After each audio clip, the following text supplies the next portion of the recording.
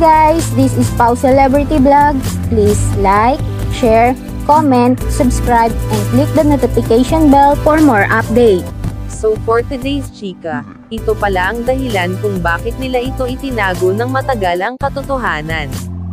Hanggang ngayon ay marami pa rin ang hindi alam ang buong katotohanan tungkol sa revelasyon nila Alden Richards at Maine Mendoza at ni Mr. Spotted.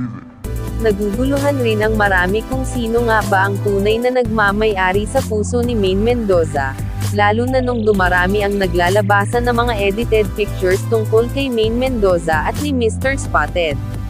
Subalit ang mga tagahanga at taga-suporta nila Alden Richards at Maine Mendoza na ang Aldab Love Team lamang ang real couple in life, at hindi na mababali pa ng iba o kahit nino pa man ang katotohanan, sapagkat alam ng milyon-milyong mga tagahanga ng Aldab Love Team na mula noon hanggang ngayon ay si Alden Richards at si Maine Mendoza.